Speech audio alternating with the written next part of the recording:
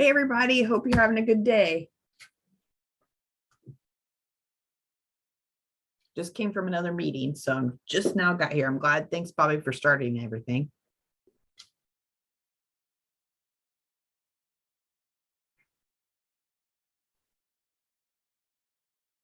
Has everybody gotten a chance to look at the practice exam? Anybody have any questions about that? I know we went over a little bit last week, but does anybody have any questions about anything?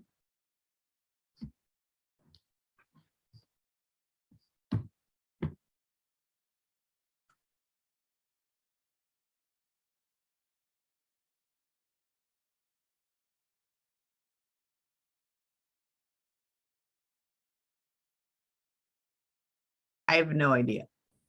I can hear you. Oh, yay! I am here. There's validation. Thank you. One of us can hear you, that's for sure. Thanks, Jackie. Thank Good you. to see you. It's always good to see you. Thank you so much. Thank you. I had a fun day yesterday. I got to go up to Purdue. I started during COVID, so I'm used to just doing this online.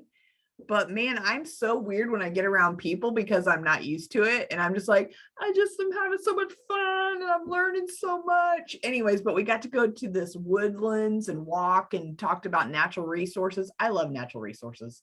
We got to find mushrooms and we just looked at plants and trees and it was so fun. And I was like, I'm getting paid for this. Seriously, this is such a blessing.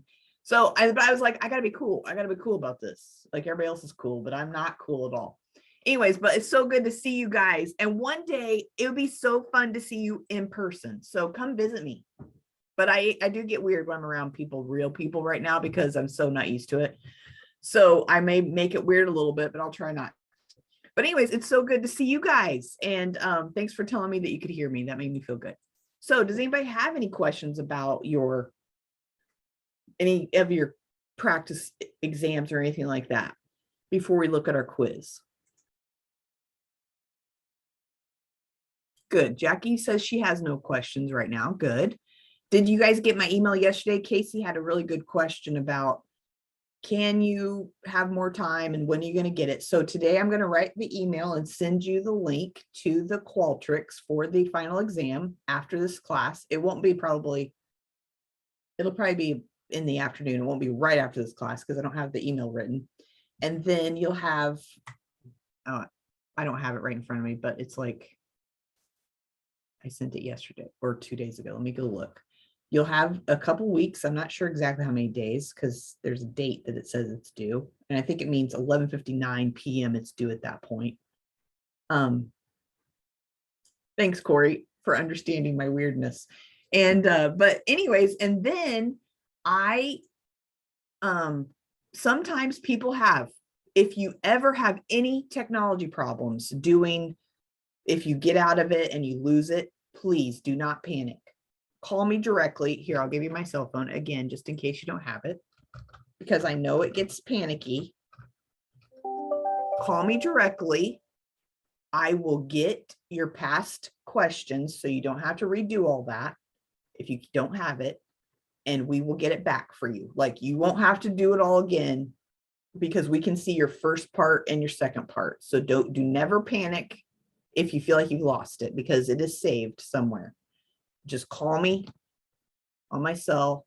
I may not answer at first if I don't know who you are. Just leave a message or text me. Text me is probably better because I don't always answer right away because I'm a skeptical Gen Xer. And so anyways, but text me probably, and then I'll call you. Okay. Yes, you can do Kahoot more than once, I think. I don't know. It depends on how Bobby has it set up. Bobby, can you do Kahoot more than once?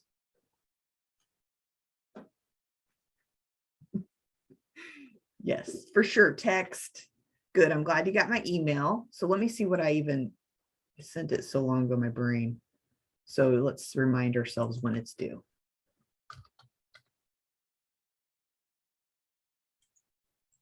I think there's a 10-person limit on the Kahoot. So what does that mean, Bobby? because we have the free version, so I think it can be tested 10 times. Oh, that's sad. I'm sorry about that. And then I can reassign it if it does get to 10, and that's fine. So I can check it in a couple days, and so if it's near 10, I can reassign it to you guys. Sounds good. Yes, so then your exams are due May 17th, which is on a Tuesday, right? Let's see. Go back to Cahoots. Does that mean when I went in and I did my run around with one of the links, there's 9 more times that other people can use it and each one is 10, or all of them are all 10 or something? I don't know. I'm in the details. Each of them are 10, and yours didn't count because when we played the live game, Oh, okay. I assigned them. That was a live game, so that didn't count. So I assigned them yesterday, so there's 10.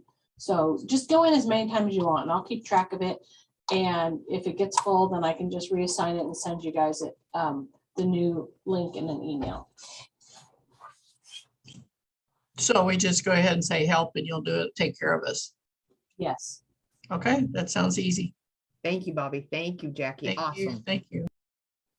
And so yes, the Cahoots are more just for practicing. Let us know if you have any questions about that, because it's fun to have practice in a different way. And I'm glad that you guys asked about the exam. So they're due no later than May 17th.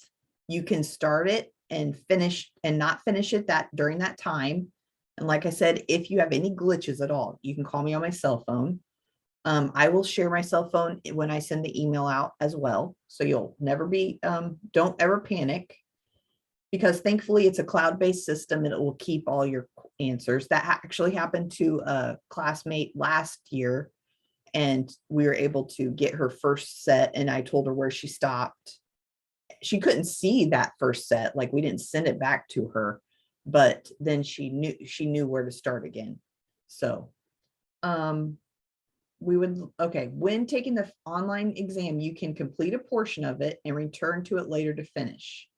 When returning to complete the exam, just click on the link again that we're going to give you, and it will take you to where you previously exited, as long as you use the same electronic device and web browser that you were on when you first did it. So if you go to different browser, it will start a whole new one. So try to remember where you're doing your quiz and what browser you're on. That's how it remembers your cookie.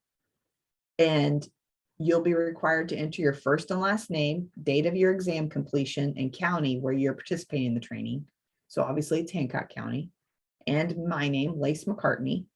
Once you click on the next button, when it's on the test completion page, that's when it's submitted. Like, I know, I wish it wouldn't say just next, but that's how you submit it. And you have to do that so it'll all go to say you're finished, basically. And then you'll not be able to review anything if you do that. So you don't push that next button until you do that, till you've checked everything that you want to check. And Oh, is there only one next button, or I just keep going until I run out of next buttons? so they don't say next, they'll have like a little arrow at the bottom. Let me show you, let me maybe show you you know what? Let me just show you a Qualtrics. Let me just show you one real quick. I like Gen Xers or whatever you're calling yourself. Gen Xers. Gen Xer. Yeah. All right. Gin, is not a very good drink for some of us, I've never even drank gin. Yesterday I had a mule, and in the evening, I think it had, maybe it has gin. I don't even know. It was like apple something. I'm not very sophisticated in my drinking. My son says I talk about generations too much, but it's exactly what a Gen Z guy would say. Just kidding. Just kidding. Keep doing it, kiddo. It helps me to understand the differences. I'm going to share my screen. I mean, it's broad generalities, obviously. So we know that broad generalities aren't the best, but okay, I'm going to show you my biometric survey. This is what I'm showing you is my Purdue Qualtrics that's behind the scenes, but I'm going to show you what it looks like in the front end. So the way I would look at it is preview it, and it's going to show me what it looks like from the public's point of view. Oh, great. Well, my Qualtrics survey won't show. Hold on.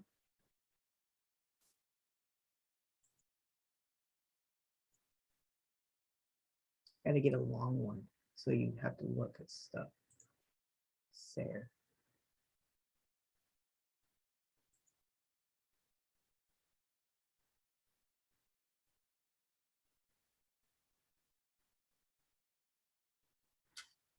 So here's my SARE survey. Oh my gosh. Here it goes. Okay, good. All right, this is what basically it'll look like. It's maybe like this. You'll say your name and email. Of course, it won't ask all these questions. And then it'll go down the bottom and you'll see this arrow. And you click it. And then you'll just scroll down, answer things. Then you can go back and forth to go back and check your answers. Casey asks if there's a time limit. There's only a time limit in terms of all final exams need to be completed by May 17th. So once I send out the link today, you could start it today and work on it till May 17th. My question on time is if I start it right now, do I have to have it done sometime today or my machine gets tired of doing it? No. Yeah. It may, I mean, I don't know what your machine might do. It may go to I sleep. mean, like timeout. Yeah, it may time out. So you would have to go back to that same link in your email and click it and make sure you're still in Chrome, because I'm in Chrome. I mean, whatever you are, if you use Edge or whatever browser you use, just use that same browser when you go back to click that link. But there's not a time limit. Purdue's not going to time me out. No. Okay. Yeah. If it does, call me. If there's a glitch, call me. Because they're saying that it should be able to go back to it if you click that link in the email. But you know, technology, it's not always, sometimes it messes up. But so then when you click that link, you'll just answer questions and then you'll keep going, push these buttons that go. Oh, see, that one was the end. Sometimes so it's iffy, but he says the end will say next. So once next is clicked, you'll be done.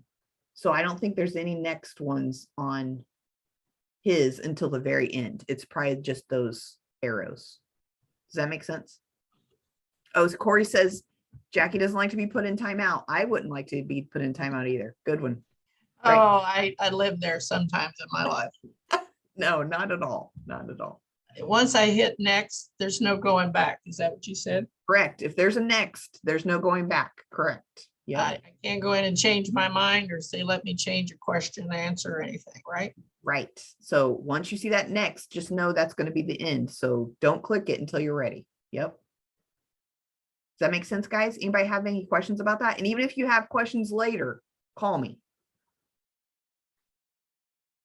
Vicky, do you have a question? You're on unmute, but you may just be on unmute. Oh. I was muted, I thought. Oh, maybe it's just my eyeballs. Okay. Just checking. Just didn't want to ignore you. Okay. Okay. Anybody have any questions about that? All right. You ready? You want to talk about some woody ornamentals? Did John Woodmansey talk to you last night? I think his name is perfect for woody ornamentals. Woodmansey. How is that even possible? Did he talk to you guys? He talked to us and he had too much to tell us and he didn't get done. So I know he's a little frustrated. So there's probably a lot yet to learn. Oh no, poor guy. Oh, okay. Well, we'll talk about it. Here we go. I think most of us are here and this is being recorded. Good. So everyone can watch it again. Cool. All right. Let's start with true, false. I know these are sometimes, I hate true, false, to be honest, sometimes, but let's just do it. Deciduous trees lose their leaves at the end of the growing season. True or false? True. True in general, but not all oak trees do. You know, I've been listening to that audiobook by Doug Tallamy about nature of oaks, and it's got that marcescence, and a lot of oak trees leave their leaves on. It doesn't mean they're not dead. It's just the way some oak trees are. And it's actually to give food and more shelter to the caterpillars that live on them. So not all deciduous trees do, but mostly. So it's true. You should wrap the trunk of all newly planted shade trees immediately after planting in spring. This is from page 280. True or false? False. False. Number 3, topping trees is an acceptable pruning practice to enhance the health of a tree. True or false? No, no, no, no, no, no, no. Is that what he Good said? It was Is it- something like that. I don't know. I didn't hear him. I didn't hear him, but I'm guessing yes, yes, false. No, I like your answer, kiddo. No. Removal cuts or thinning on tree branches should be made outside of the branch bark ridge, very close to, but not through the collar zone. True or false?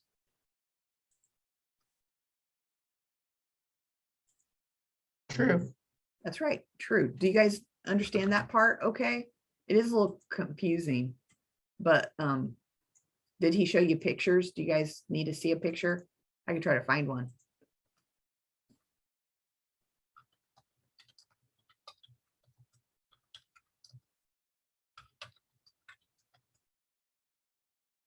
Let's see if I can find a good image.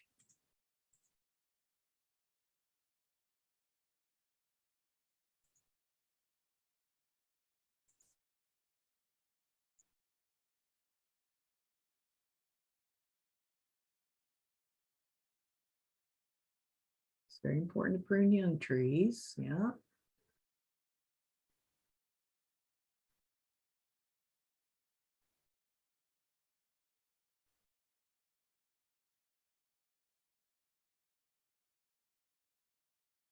Okay. So that right here where the little branch is coming out, that's called the branch collar. So you never want to cut too close because that could actually hurt the tree right here. So they're cutting a little bit outside that branch collar. The branch collar is right here, and they're just cutting right here. It's basically that swollen tissue where that branch is coming out of. Because basically, if you did it flush, it would kind of like open up it'd make a wound. Does that make sense? Anybody have any questions about that? And they're saying, you don't need to paint over it. I bet you they're going to ask that eventually, but you don't have to paint over it. Usually the tree is just fine healing itself.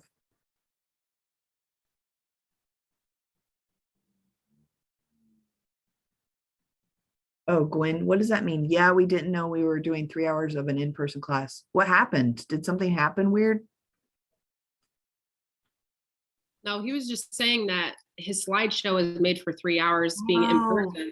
And so he skipped through a lot and he said, Oh. sorry, but we don't have the time. He's like, I have to fit this into 2 hours online. But I didn't realize that it was a 3 hour usually. Well, okay, good point. So basically what we used to be, so the state, I personally like the online state, how they do it. So they do 2 hours and then we're do the third hour, this county connection. But a lot of people, before COVID, it was just you'd come to a place and you meet for 3 hours, period.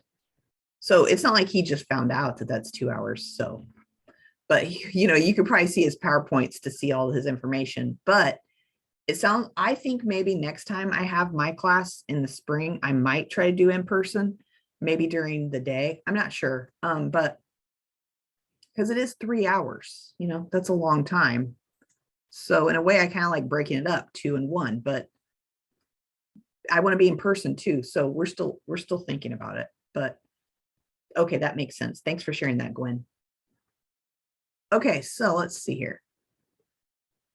Pines and all oaks are well suited for low spots that gather and hold water in your landscape. True or false? No. False, that's right. Now, some oaks do okay with a little bit wetter, but pines definitely don't like it. A properly pruned hedge is wider at the base and narrower at the top. True or false?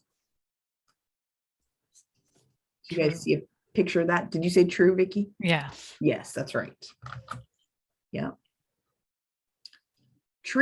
Tell me if anybody wants to stop, if you have any questions. Oh, here, look here. Tree wound dressing should always be used on pruning cuts. True or false? False. False, that's right. Because the tree can heal itself, and sometimes putting wound dressing will actually encourage bacterial growth. 8, spring and fall are generally good times to plant or transplant deciduous trees. True or false?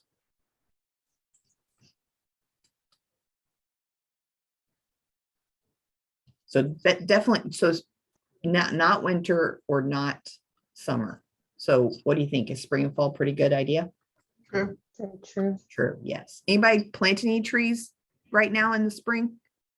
Shrubs, no trees yet. Shrubs, what'd you plant, Jackie? Orange mock, rhododendron. Oh, I've never heard of that. Wow, rhododendron, wow, that's awesome. I planted some serviceberry recently. Anybody else? I did some tulip trees. My daughter got one for free from school, and then some red buds and some more fruit trees. Awesome, Pear and apple, plum. awesome. So did she get it for Arbor Day? Yeah, Oh, that'll be a big tree. Where'd you put it? at the farm. Oh, that's good. It's got plenty of room. Oh, she's gonna love watching that grow. Take pictures of her beside it. Right. How kids love idea. that. They love that kind of stuff. 15, so Oh, she's already 15, so she might be already as tall, but still the tree's gonna Yeah. grow. The tree's gonna grow. right. That's awesome. So she's 15. Does she go to Mount Vernon? Where does she go to school? She's 16. She's a junior at Mount Vernon. Yeah. And she likes trees? She likes the farm and planting and all that stuff too. Yeah. That's wonderful, Gwen. When I was a senior in high school at Arbor Day, I went down and I got a dogwood and planted it. And I took care of it all summer, when I was still living at home before I went to college. And that dogwood is still growing right there on North Street here in Greenfield. And I love to go visit it. I mean, my parents don't live there, but I visit the tree and she'll always remember that kind of thing. It's so fun. Right. I told her that. I was like, okay, now you gotta remember when we're not here anymore, you're gonna see all these trees. Remember us planting all these. She's like, no, you're always gonna be here. Aw. In a way, these memories, it does make you always there. Yeah, that's sweet. Number 9, between scissor type and bypass pruners, which is the same, scissor type and bypass pruners, and anvil pruners, anvil types are generally less damaging to plant tissue. True or false?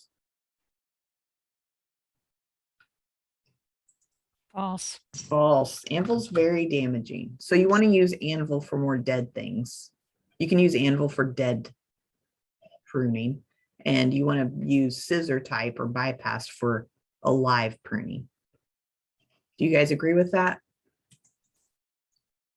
Sure. Yep. Oh, nice. Casey planted some vanilla strawberry hydrangeas. Darla just joined us. I said Darla. Yes.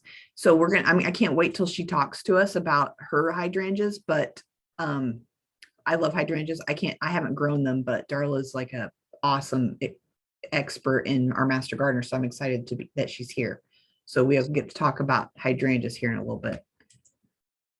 That's cool, Casey, that you planted those. They're so beautiful. All right. Iron chlorosis in pin oak is thought to be caused by a deficiency of iron in the soil. Is that true or false? True for me. Okay. And they're saying to look on page 88 and 270.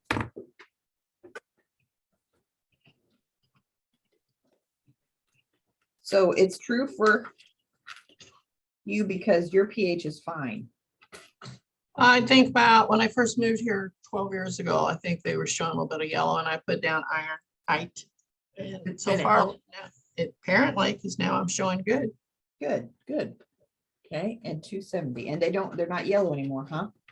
Nope. And what else can it be caused by besides that iron, if it's in there or not? What's the first one thing we have to look at in our soil test?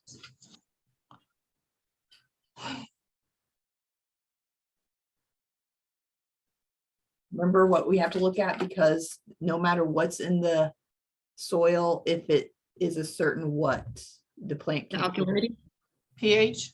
Alkalinity, yes, or pH, yes. All right. Good You going.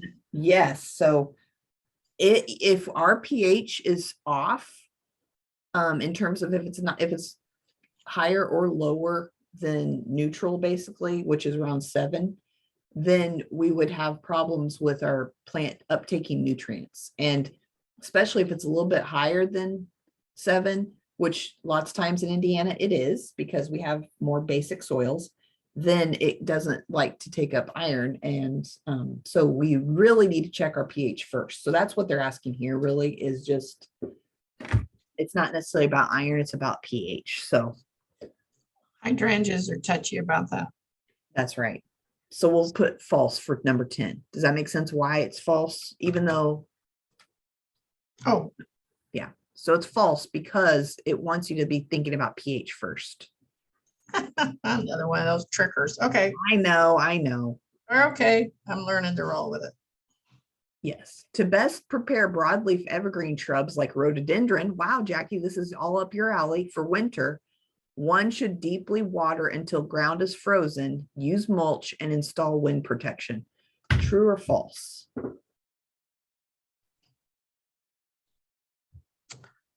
I had a friend once tell me when you have a 50-50 question, it's 50-50, 90. 50-50, 90% of the time you're going to miss it, but I think it's true. It is true. That's right. It's true. All right, so I'm running at a zero gain here. You're doing great. So, and this is why lots of times evergreen shrubs can easily be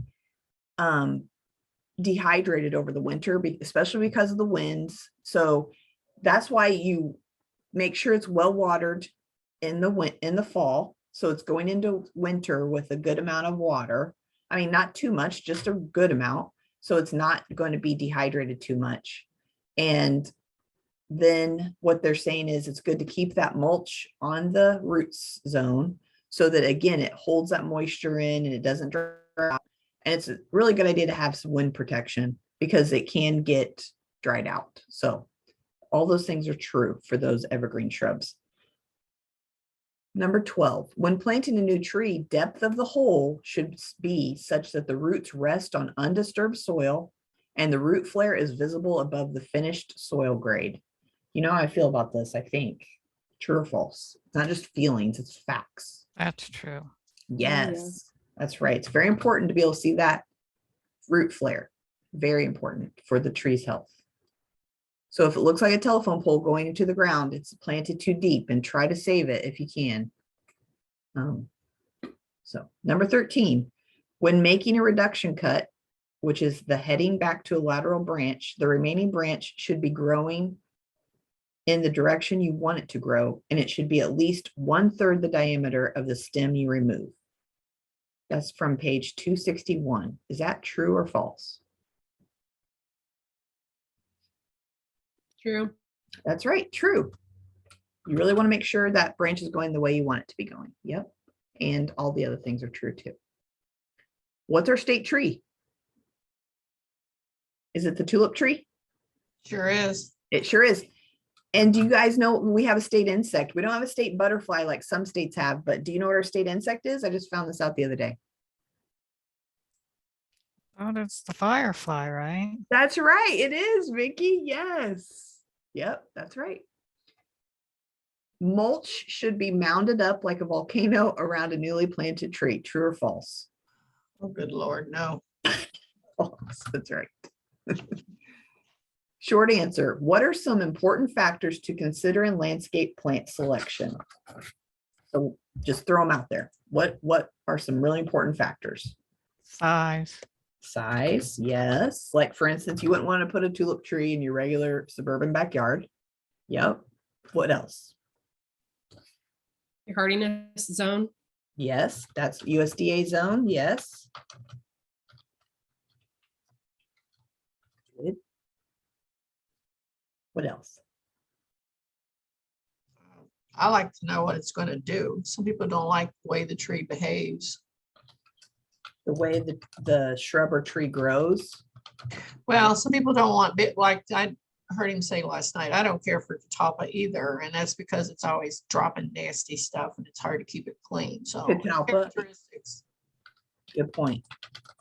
Yeah, he called it bad habits. Okay. Good point. I know some people don't like those gum balls, you know, like from a gum tree or whatever, black gum. Yeah, it's because it does become a pain. You're right. So basically they're habits. Okay. What else?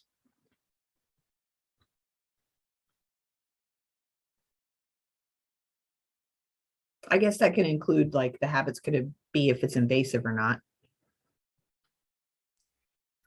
Like location, where are you gonna put it? Yep. Location. I'm just gonna say the rest because this is one of those PDFs that aren't the best. Location and even what kind of the soil preference it has, like if it needs a certain pH. Yep.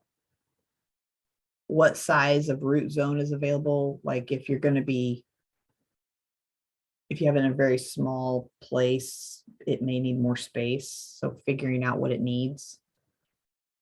They also say location of power lines, keep that in mind. And then just even how we talked about the rhododendron earlier, if it needs windbreak, figure out like it's needs. And if you're able to meet those needs, amount of sun or shade, that's important, but that's kind of like what it needs too. So anybody have any other that I missed? Okay. What USDA plant hardiness zone is this locality that we live in? Do you guys remember? In fact, I looked it up and I think it's interesting that we're in Hancock County, right on the edge of two of them. But of course, I think in general, I'll show you just a second. We're either 5B or 6A. Yep, that's Oh, exactly right. I thought we were 6B. We're gonna look at it. Okay. I just know it's warmer than it used to be. That's why the snow is not enough to keep the ground wet during winter. Let's see here. So let's find it. The green is 6A and the blue is 5B. And look at Hancock County. Let me find it. Hold on. This is Hancock County. So the green is 6A, which is, it gets down to -10 to -5 Fahrenheit in the winter. And then look at the blue, it's 5B. Isn't that funny? So up here in Shirley, Indiana, they're in 5B, and down here we're in 6A. I think that's kind of funny. But again, it's generalities. So we are in 6A in general. I would just say 6A overall. So anybody have any questions about that? So let's see where 6B starts. Let's go down. So 6B starts down in Louisville or down in Evansville, around Cincinnati. And then that is around -5 to 0 Fahrenheit in the winter.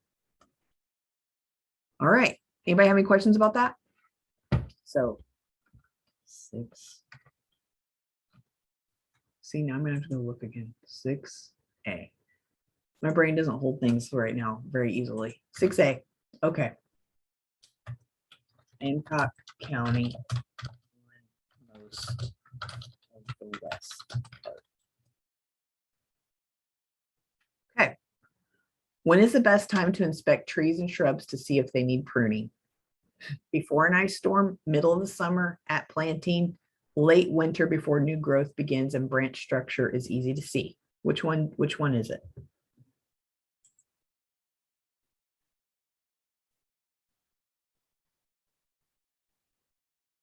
I didn't know if it was C or D, because I know that you could prune it when you first plant it, but then again, I do look at it when it's late winter or early spring, so I'm not sure. It's Yeah. tricky for me. Yes. So basically, I think they're kind of trying to be tricky, but so I think they're just saying the best time to inspect trees and shrubs to see if they need pruning. So maybe they've already been in there for a while. But this is not the greatest question, I got to be honest. So you're right. You can do it at planting if you needed to. And then D is the one they're looking for. Anybody have any questions or thoughts about that? I thought A was before an ice cream. It's like, what? That sounds delicious. Yeah, you're going to need one after doing pruning. Yes. Before an ice cream. That's hilarious. I might even said ice cream, Vicky. Who knows? My brain, I'm telling you. The terms entire, serrate, and lobed all refer to what portion of a leaf? Does it does it mean the petiole, the midrib, the stipule, or the margin of the leaf? Margin. That's right. What is the goal of amended backfill? Which means adding peat moss at planting time, and thus when should it only be used? What is that goal of that amended backfill? And this is from page 276, if you want to look it up.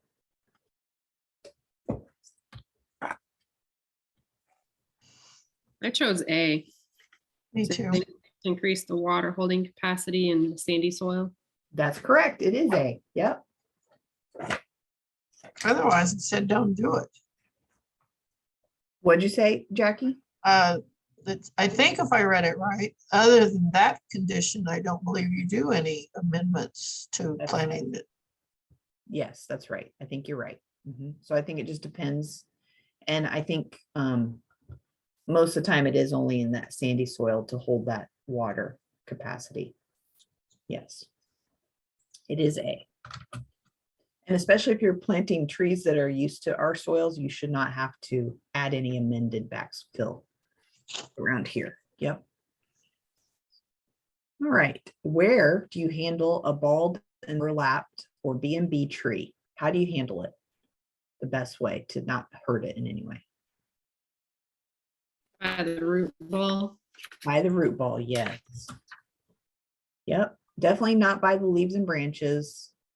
So it's by the root ball B. Anybody have any questions? Okay. Anybody have any questions about the upcoming test or any clarifications? Oh, I want to share something. There will also be I won't send it at the same time as the test because I don't want it to be confusing, but there's also a post survey for this class, which is very important to see if you liked it and what you thought about it. That's not, obviously, it's not required, but I would like to hear what you guys had to say. I won't see it. It's confidential, but the point is your voice matters. And I hope that you'll fill it out so that we can make this class the best it can be for our future participants. So it will be another email I will send you. It will not be the same email as the final, but it'll just say post survey, and it will be confidential, anonymous survey. So you can put anything you feel like. So anybody have any questions about that? Okay. All right. So I will be sending the email about the final today. I'll send the email about the post survey probably tomorrow. So it won't be something confusing. And like I said, I'll also put my phone number in there that if you have any problems whatsoever, just text me first probably, and then call me. Yes, Jackie says emails from me. 1, test. Yes. 2, survey.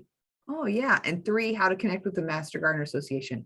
Good one. Good one. Okay. Yes. I probably should do that. Thank you, Jackie.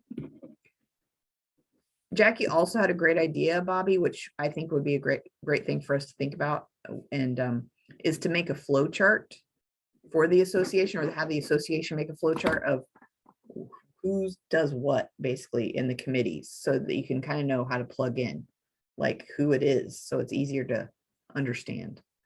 I thought that was a great idea, Jackie. Okay. Unless, go ahead. When do we find out if we pass? Is it like an instant email? Oh, I wish, Gwen. Oh man, Bobby. Never. No. How long do we have to wait? Like, and Oh. does it show what answers we missed? No, it doesn't, Gwen. Oh, it I'm doesn't. sorry. Okay, that is frustrating. So one thing it does say in here, you can't share this with other people because obviously the next people are going to be taking the exact same test, because we don't really do a lot of changes. So we don't send it. If you want to see your answers, you can talk to Bobby. Bobby, is that right? Go ahead, Bobby. Yeah, you have to wait till we get an email from Purdue that says that your guys' test scores, your test answers are in the box, and then I download it and I grade it. And then I send it back to Purdue, and then I send you guys each a letter. I think a paper letter. I'll email you and tell you what your grade is. And then I'll send you a package with like the letter that says congratulations, and then how to log in It'll give you directions on how to log into the Master Gardener. It's a Purdue site to log in your hours. And I think it's like 3 or 4 different documents. And then if you want to know which ones you missed, then let me know and I will give you the numbers. Yes, so you'll talk to I'll have Bobby and copy she'll questions tell you. Go ahead, Bobby, sorry. I think I'll have to copy the questions too, right? Because they won't be able to see it. Right, they will not be able to see it, yes, so you'll just read it. So if you have a problem with one of the questions, write it down and then Bobby will check to see which one it was and tell you what you put and what the right answer is. Is that right, Bobby? Yeah, I think I sent an email to the last person that did that. I sent her a list of the questions and then her answer and the correct answer. Oh, I don't know if we're allowed to do that. Okay, Yeah, we should just do that on, I'll tell you that verbally. yes, verbally. And also, we've not done this before in the past because we're actually with, what's it called? FERPA, is it FERPA? It's an educational, it's kind of like not HIPAA, but it's FERPA. I think it's FERPA, yes. Basically, we cannot give you your answer. I mean, we cannot give you your grades by email. We have to do it by paper. We can say you passed, I think. I don't know. We might not be able to do that. We basically just don't do anything by email about your test. It's just a rule. It's a safety thing in case you have a relative that, it's not a relative thing, but it's like basically you just don't know who's on emails. They're not safe. It's not secure like a mail is. That's how it is, just like social security numbers. And so don't be scared. It may take us a while because sometimes we have to wait for everyone. It may even be by after May 17th. Like, let's say you get your test done today. We still have to wait for everyone's to be put into a box for us to then see it, which will probably be after May 17th. So Yeah, please, all the whole state. Yeah. yes, out of the whole state. So don't get too nervous. So it does take a while. So yes. Does that answer any of your questions, Gwen? Sorry. It was a long-winded answer. So how do they let us know down, like, as they send us an email or letter in the mail also? Yes. So we will send you the letter. So probably what I'll do to alleviate your minds of stress is let you know when we actually get it to start grading it. That's what I'll do. So basically, I don't believe we get them until after you guys, we all turn them in by May 17th. So they won't send it to us until then. And I will let you know, okay, we're starting the grading process. Then what can happen is even Bobby will say, I've finished grading it. And if you need to know, call me. You know what I mean? Does that sound good, Bobby? Yeah. To help people so that you can talk to about it over the phone. You just can't send an email about it. Yeah. Yeah. Does that help a little bit, Gwen? Okay, cool. Good. These are really good questions. And I'm sorry that I didn't share that before. That's a really good question. What else? Yes, and that will have that letter of how to get into MG Manager will have the information if you want to join the association. It is not required to be a Master Gardener. It's just a fun way to be a part of the association, and it really helps your ability to have a lot of opportunities to volunteer. So, okay. Anybody have any other questions before we introduce Darla? Okay, Darla, go ahead and introduce yourself and tell us how long you've been a Master Gardener and what you love to do with your Master Gardener volunteer time. Hello, everyone. I was listening, kind of moving back and forth listening. Thanks for asking me, Lisa. That was sweet of you to ask, because I do like to talk about hydrangeas. My family gets a little sick of hearing about it, but yes, my name is Darla Duhamel, and I've been a Master Gardener, I believe, for about 8 or 9 years now, I think. I like the community service part of Master Gardening. In the last couple of years, haven't been able to do as much as what I would like to do. So Lisa has been so good to kind of plug me into places that I'm able to serve and get my hours in. And that's one good thing that you can always, if it doesn't I had some bursitis. I won't go into the gory details, but I had some bursitis in my hip, and so I wasn't able to be out and about as much. And so she just kind of plugged me into places, and then other things have just popped up. But mainly, I work down in the inner city, and so there's always lots of. I work generally down in the inner city teaching parenting classes, and in general, there are lots of opportunities to serve in places that normally would not have access to that kind of education about plants and so forth. Not just plants, but mostly gardening, gardening like with vegetables, things like that, which can really help a family that is struggling to make ends meet with groceries. So that's kind of where what I like to do. And hydrangeas is just kind of a thing that I kind of stumbled upon. We have a home in South Carolina, and they thrive they're like weeds in South Carolina. And they're very hard to keep alive in South Carolina because the deer think that they're dessert. So deer are a very strange animal. They will make a path, and they do the same path night after night after night after night. And whatever's in that path, they chomp on, and they'll take it right down to the ground. And so I've tried everything. I've done everything. I put netting over it. That's been somewhat successful. The sprays, you might as well just go out and spray perfume all over it. So you can't keep them away, and they're hard to keep. Quite honestly, they're hard to keep any blooms or anything on because they'll just take them right down to the ground. They'll take every leaf. And so it's hard, but here it's not that hard. The deer like them, but not like in our southern states. I don't know if y'all do this or not, but there's the Grumpy Gardener is a man who actually is from the South, but he writes a column, and he just hits upon every kind of plant. And he was talking about French hydrangeas. And so that kind of caught my eye, and I'll share that with you in just a minute. But at any rate, hydrangeas are my addiction, I guess you would say.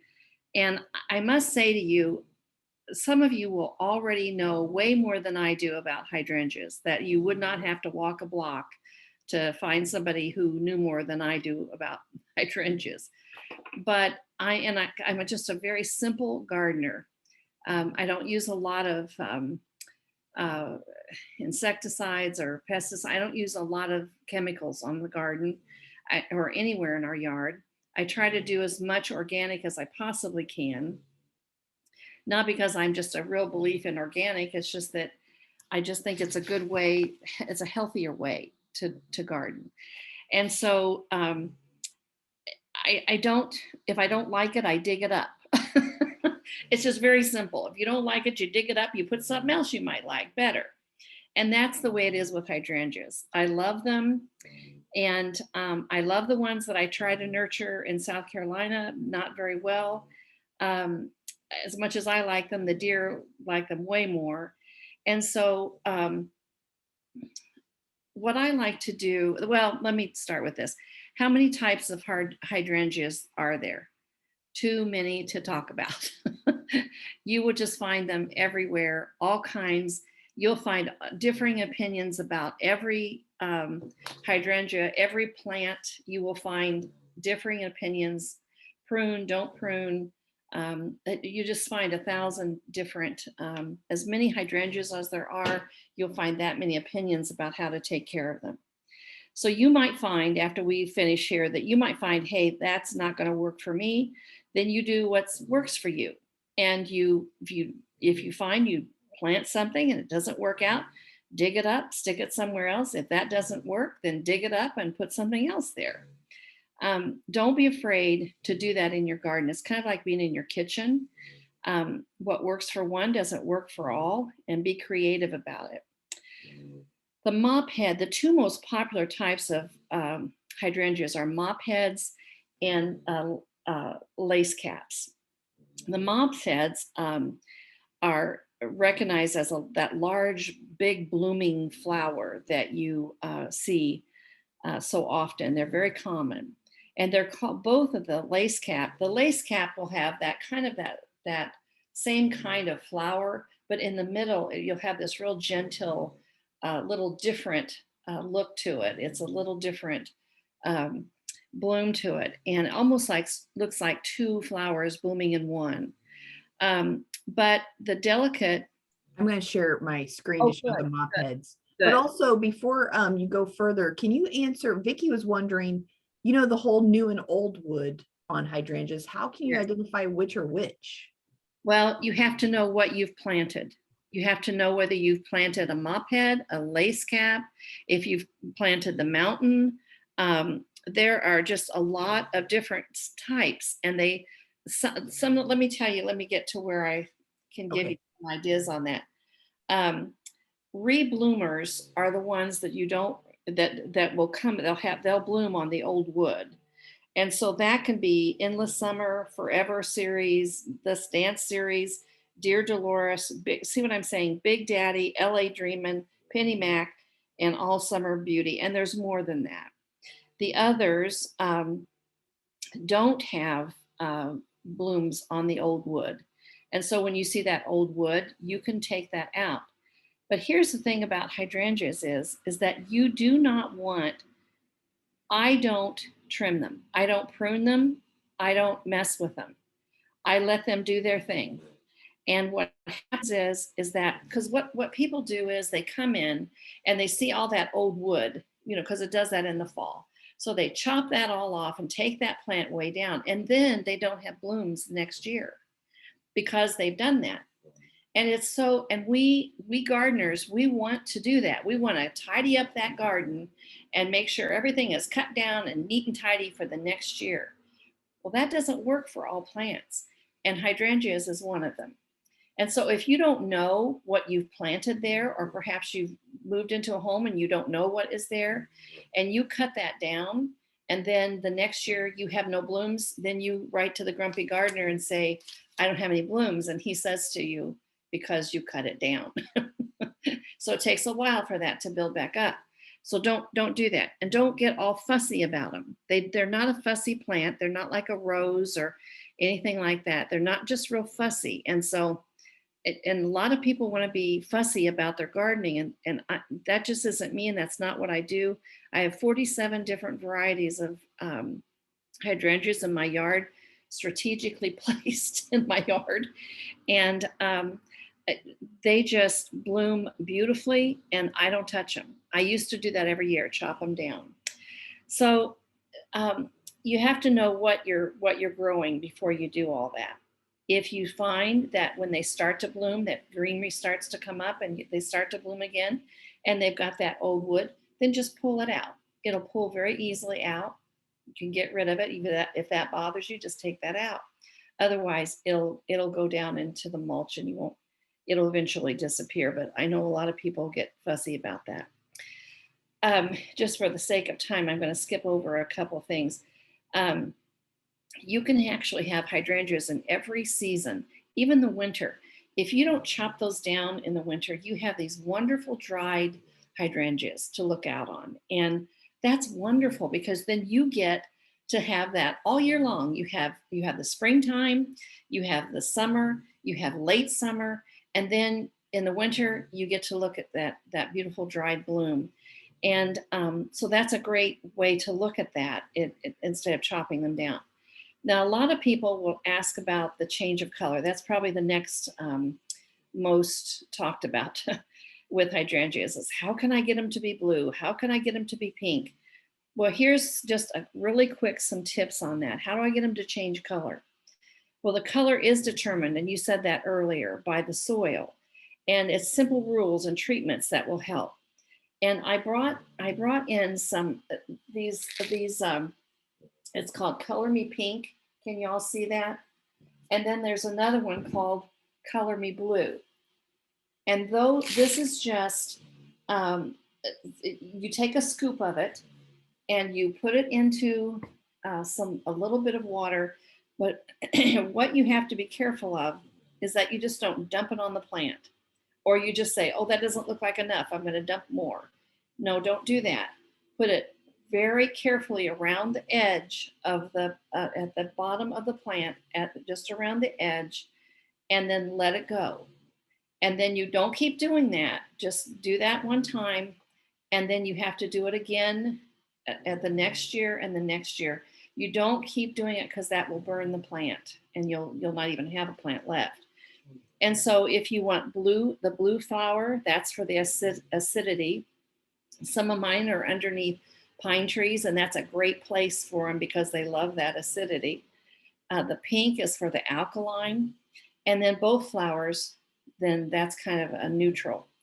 But here's the thing, is that white blooms will not turn pink or blue. They will not. You could do that all day long. It's not going to change that color of that flower. So you have to know, again, if you have a blue flower, then you see that. And then if you have the pink, you know that as well. And you just try to, just try it. It's not going to, nobody's going to come and arrest you if you don't do it right. Let's see quickly. I'm just trying to get through. Oh, watering. Watering is a big, hairy deal with hydrangeas. Don't use a sprinkler. You know how you use a sprinkler and then you just kind of spray it all over the place. Don't do that. Put that sprinkler away. Just water it at the base.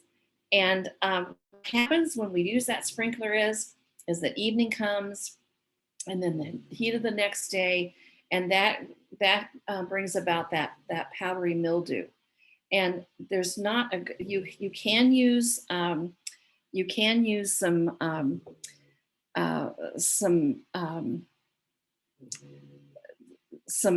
foliage.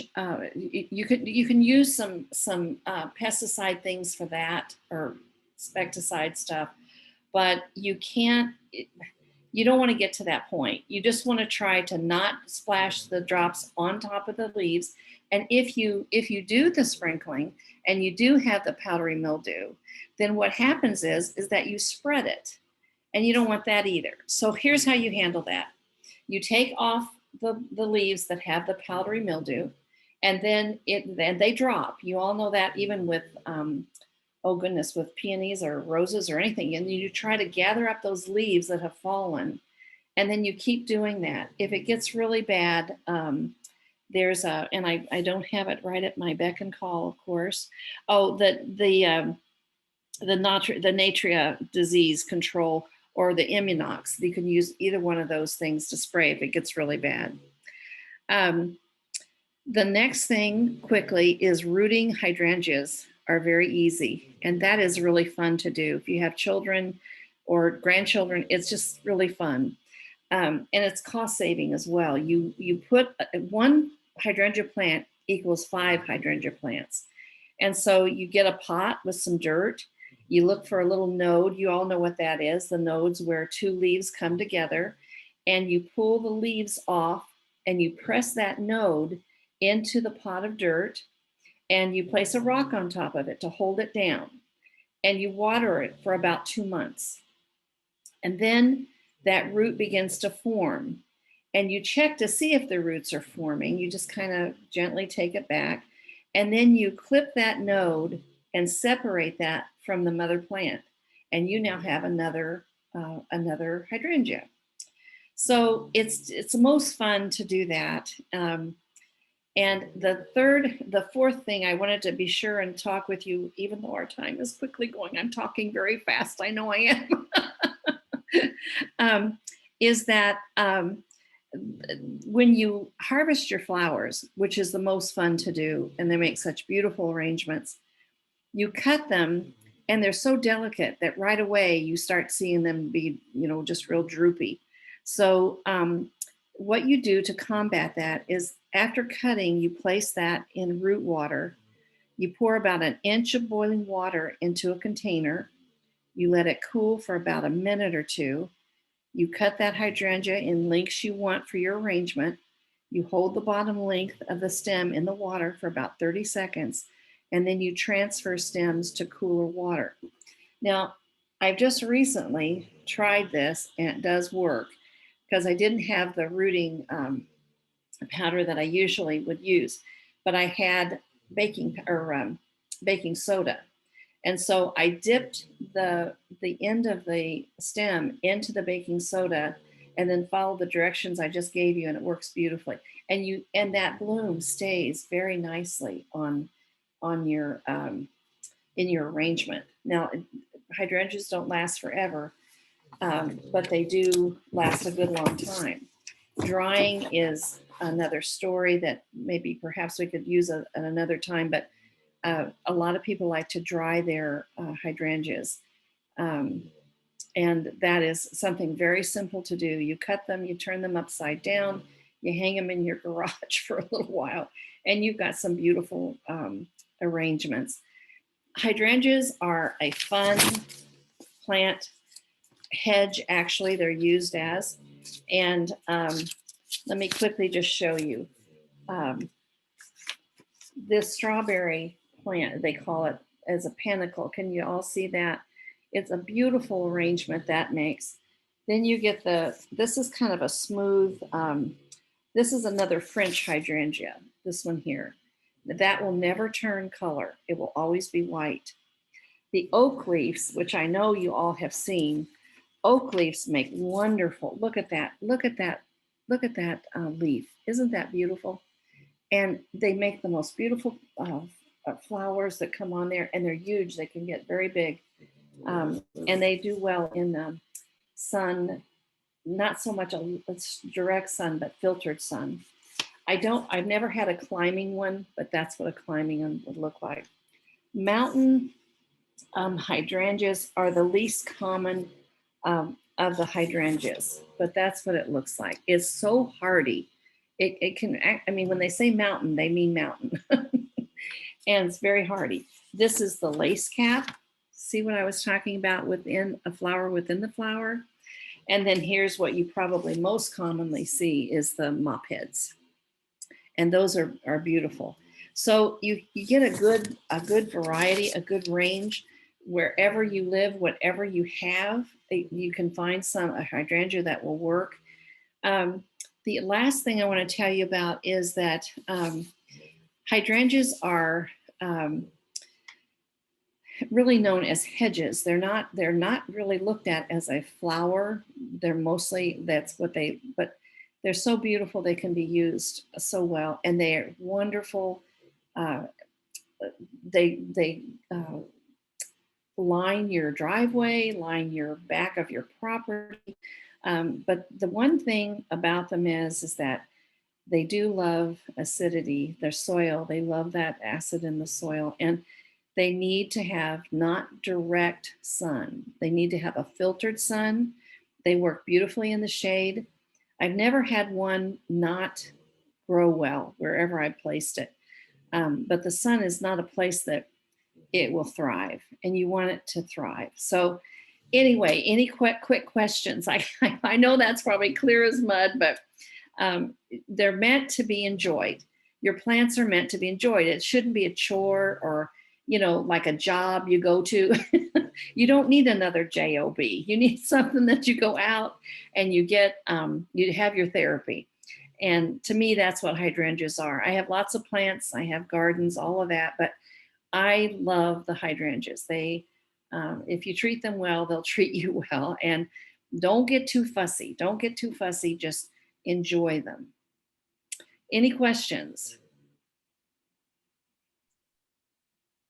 I know Gwen actually has some hydrangeas that she has dried, it looks like, and someone mentioned it, and because she has a Facebook page, and it's Brick House Farm. So she had did you make that wreath? Is that right, Gwen? That's cool. That is. And Gwen says she says she has some drying in her greenhouse, and they're white, and she let them dry on the hedge and then she cut them. Isn't that cool? That is very cool. And I wanted to show the picture of you were showing. I bet you have a pot that you probably put your hydrangea in when you're doing this, don't you? Yes. But they just put it right into the ground. And actually, you can put it in the inner city. I brought some in, and we did that and tried to, and they work beautifully in the ground. You just have to put something heavy on top so they don't pop out. Yep. Thank you, Darla, so much for sharing your love. Thanks for having me. I want to tell the ladies too, you have such a great blessing with Lace. And there's a gentleman too, Corey. He's just quiet today. Oh, okay. Yes. You have such a blessing to be able to be under Lace and use her as a resource because she's really, really good. So I've enjoyed her very much, and I've enjoyed being today. Thanks for having me. Thank you, Darla. Thank you so much. And Darla, call me sometime and we can talk about your master gardeners. If you want to now, we can do that. Okay. That would be great. You can even stay on after everybody leaves and I can help you. Does that sound good? Great. Sounds good. Okay, cool. Thank you, everyone. I will be sending you an email. Again, call me anytime. Yes, Corey's at work. Thanks for all your info, he said to you, Darla. Thank You're you welcome. so much for being here, Darla. Thank you, everyone, for being here in my class. I really appreciate it. Again, call me anytime if you have any questions, okay? Thank you. Thank you. Take care. You. Thanks. Night, bye. Bye. That's my dog snoring. Oh, what kind of dog do you have? We have little Cavaliers. We have 2 little Cavaliers, and she's an old girl, and she just goes to sleep. I'd wake her up, but she's just going to come back and snore. That's so funny. I've tried it several times. I understand. Hey, Bobby, can you, I bet you can stop the recording so you won't have to have us on here. Is that okay, Bobby?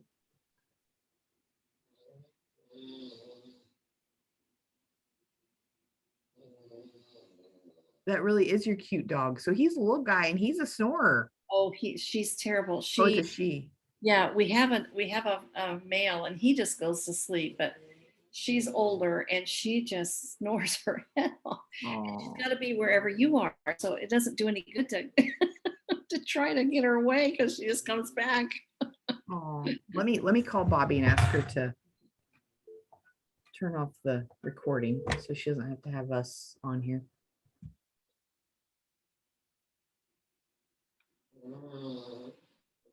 She's so cute. What's your dog's name? Miss Ruthie. Isn't that terrible? It sounds like a little old man. So cute.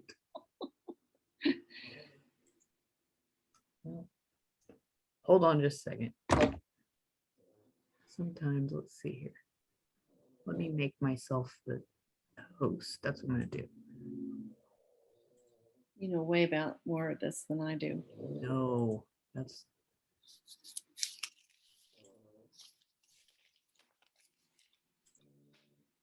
Okay, now I'm going to stop the recording, see if I can. Nope. Well, oh well, it'll just be recording. We'll just have to cut it. So, Okay. let's see here. Oh, it's down at the bottom. It says it says record. Yes, well, it's recording on the top left. You see how it says it's recording, and I can't stop it because I'm not the host. It's okay. We'll just cut it out. Okay, I'm going to show you. I'm going to just share my screen and show you how to get to Master Gardener Manager. All right, I'm going to take a note real quick too, because That sounds good. You have some time, right? yes, I do. Oh, I'm good. I'm so glad. good until 2. Oh, good, good, perfect. So this is what I do. You know what I always do? I just actually go to the Google. I'm just going to show you from the beginning. Okay. I go to Google. I use Chrome, but you could use whatever. You know what? I wondered if Chrome wasn't the better one to use on that. Maybe it is. Maybe, I don't know, because I've never used any other one. Okay, I'm going to work on that. Okay. Okay. And then I just put, what I do is I put Purdue MG Manager. That's what I do. MG Manager. Uh-huh. Okay. And then it'll take you, I always just click here, first one. Okay. And then I go down. You would click here. This is a link, but I have to go down here to, oh, yeah, I have to click here. I don't know why. And then you would click on your volunteer login right here. Okay. Okay. And you could remember you if you want, like, so it'll remember you in the future.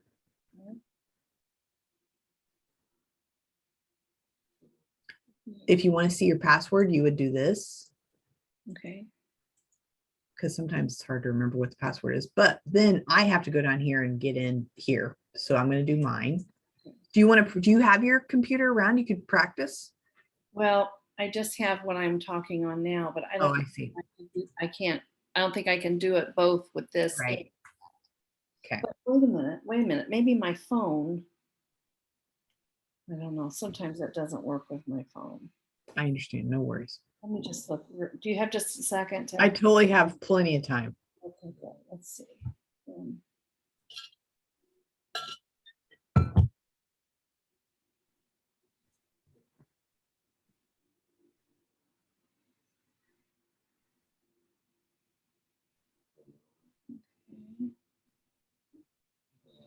Okay, it's taking me there.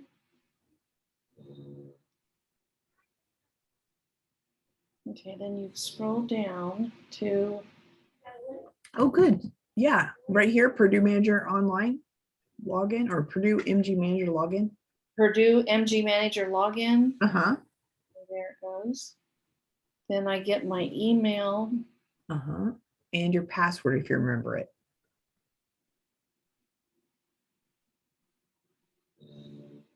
If I ever get Alzheimer's, no one is ever going to believe. I know. I'm the same way. It's good to kind of have it written down somewhere. I know. But Yeah, I've not been good about that kind of stuff. I try to do that, but I'm going to see if the, what would I have done with that? You know what? If you don't have it, it's okay because I can send you another one. So let me show you. Okay, So let's go find you.